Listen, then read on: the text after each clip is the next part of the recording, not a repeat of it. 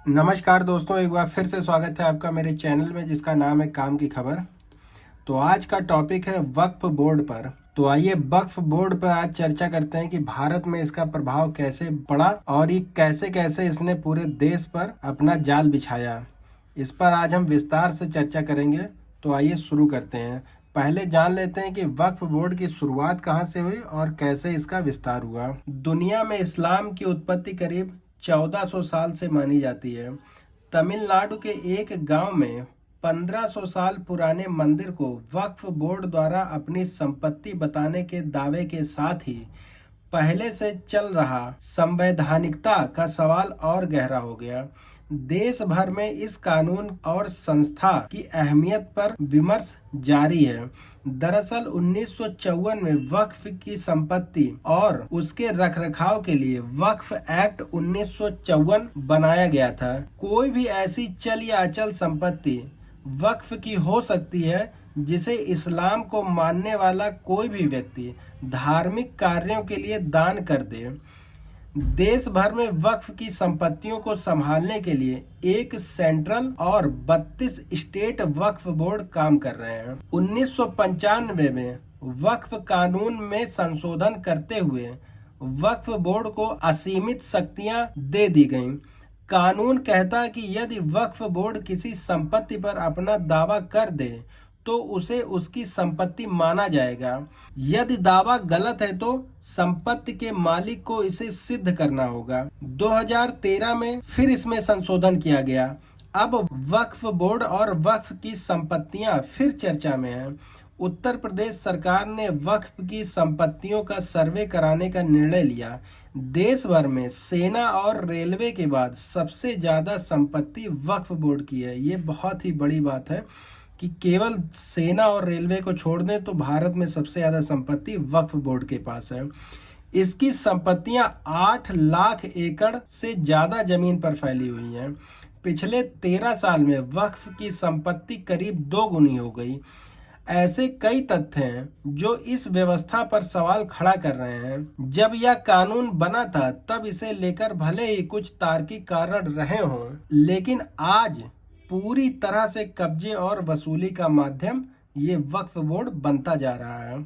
ऐसे वर्तमान समय में वक्फ कानून और उसके अधिकारों की सामायिकता और संवैधानिकता की पड़ताल आज हम सबके लिए बड़ा मुद्दा है। वक्फ से जुड़े कुछ और भी तथ्य जान लेते हैं।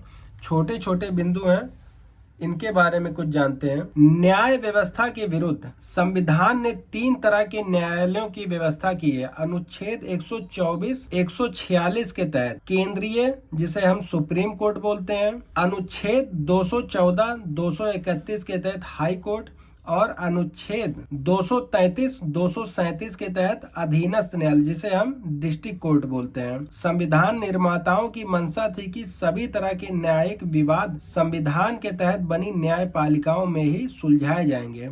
ऐसे में वक्फ ट्रिब्यूनल को लेकर इस संविधान में की गई व्यवस्था संविधान द्वारा प्रदत्त न्याय व्यवस्था के विरुद्ध है। दूसरा पॉइंट है अनुच्छेद 27 का स्पष्ट उल्लंघन। वक्फ बोर्ड में मुस्लिम विधायक, मुस्लिम सांसद, मुस्लिम IAS अधिकारी, मुस्लिम टाउन प्लानर, मुस्लिम अधिवक्ता, मुस्लिम बुद्धिजीवी और मुतावली होते हैं। इन सभी को सरकारी कोष से भुगतान किया जाता है, जबकि केंद्र या राज्य सरकारें किसी मस्जिद, मजार या दरगाह की आय से 1 रुपया भी नहीं लेती है। दूसरी ओर केंद्र व राज्य सरकारें देश के 4 लाख मंदिरों से करीब 1 लाख करोड़ रुपए ले लेती हैं। अगला जो पॉइंट है वक्फ बोर्ड के असीमित अधिकार। वक्फ अधिनियम 1955 की धाराओं 4, 5, 6, 7, 8, 9 और 14 में वक्फ संपत्तियों को विशेष दर्जा दिया गया है जो किसी ट्रस्ट आदि से ऊपर है। हिंदू, जैन, बौद्ध, सिख, ईसाई व अन्य समुदायों के पास सुरक्षा का कोई विकल्प मौजूद नहीं है जिससे वे अपनी संपत्तियों को वक्फ बोर्ड की संपत्तियों में शामिल होने से बचा सकें।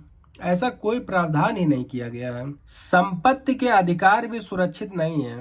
अधिनियम की धारा 40 में वक्फ बोर्ड को अधिकार दिया गया है कि वह किसी भी संपत्ति के बारे में जांच कर सकता है कि वह संपत्ति वक्फ की संपत्ति है या नहीं।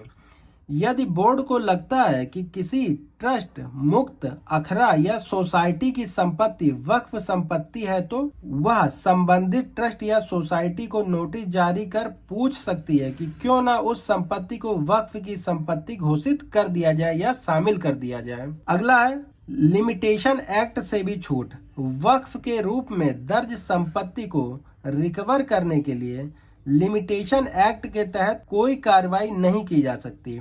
धारा 107 में वक्फ की संपत्तियों को इससे छूट दी गई है। इस तरह की छूट हिंदू या अन्य किसी संप्रदाय को नहीं दी गई है। अदालत के संबंध में इनका क्या, ये भी देखते हैं। दीवानी अदालतों की सीमा से बाहर धारा 83 के तहत ट्रिब्यूनल का गठन करते हुए विवादों की सुनवाई के मामले में दीवानी अदालतों का अधिकार छीन लिया गया है। संसद के पास ऐसा अधिकार नहीं है जिसके तहत वह ऐसे ट्रिब्यूनल गठित कर दे जिससे न्याय व्यवस्था को लेकर संविधान के अनुच्छेद 223A का उल्लंघन होता है। वक्फ बोर्ड को कई ऐसे अधिकार दिए गए हैं जो इसी तरह के अन्य ट्रस्ट या सोसाइटी के पास नहीं है। कुछ हाइलाइट्स जानते हैं वक्फ के बारे में। 32 वक्फ बोर्ड और एक सेंट्रल वक्फ बोर्ड है देश में, पूरे देश में। 1995 का वक्फ अधिनियम देता है वक्फ बोर्ड को संरक्षण।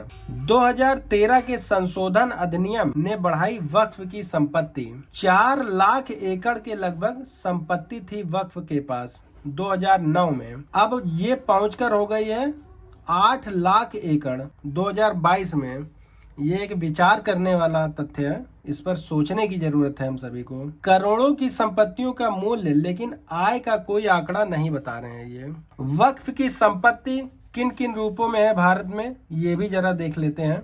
32,700 पूरे देश की बात हो रही है यहाँ पर। 32,714 मजार, दरगाह और मकबरे हैं। 55,228 अन्य चीजें हैं। 57,723 भूखंड है इनके पास। 58,178 खेत हैं इनके पास। 86,921 घर हैं इनके पास। 1,05,138 दुकानें रजिस्टर्ड हैं वक्फ के नाम पर। 1,15,883 मस्जिदें हैं वक्फ के नाम पर। और तो और 1,48,820 कब्रिस्तान भी हैं वक्फ के पास। किन किन राज्यों में इनकी कितनी कितनी संपत्ति है, जरा इसके बारे में अब देखते हैं। उत्तर प्रदेश में 2,26,788, बंगाल में 80,480, पंजाब में 74,622, तमिलनाडु में 65,945, कर्नाटक में 61,340, केरल में 52,335, तेलंगाना में 44,633। ये आंकड़े हैं दोस्तों वक्फ की। ये धीरे धीरे पूरे भारत में पैर पसार रहे हैं। इस बारे में आपका क्या ख्याल है, आपके क्या विचार हैं, आप हमको कमेंट करके बताना। अगर आपको वीडियो जरा सी भी अच्छी लगी हो, थोड़ी सी भी आपको अच्छी लगी हो, तो प्लीज़ आप मेरे चैनल को सब्सक्राइब करिए और हमारी वीडियो को लाइक ज़रूर करिए। तब तक के लिए आप सभी को जय हिंद, जय भारत।